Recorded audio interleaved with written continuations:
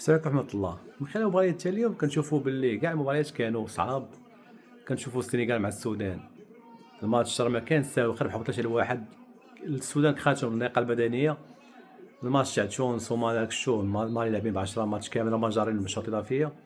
كنتمنى غدا من المغرب يكملوا نفس التشكيلة اللي لعبات الماتش الأخر وبينات مستوى كبير، نحاول نبداو بها باش نبدلوهاش الماتش خصنا نساليوه في ربع ساعة نص الساعة الأولى باش ما نجروهمش، نديرو لهم الثقة يبقاو غادي معنكشين يتصالحوا معنا فشي كورة. حنا راه ديجا مدوزين شحال من ماتش بحال هكا، راه البنين وشي فراقي كنقول غنعفطوا عليهم، بقينا مطولين معاهم ولو جراونا بيناتيات طيرونا. عندي ثقة كبيرة في المغرب غدا غادي يدوزو، نتمنوا غادي يدوزو التشكيلة كما قلت باش تحاول ما تبدلش. انا ما كرهتش اللي كان شي تغيير يكون غير على مستوى الدفاع، يكون مزراوي نشوفوا وحده حتى كرد ويلعب بصلاح الدين في ديك الجهه ويلعب حكيمي هنايا. هذا هو التغيير الوحيد اللي نقدر نبغي نشوفه، ولا يلعب نفس التشكيله.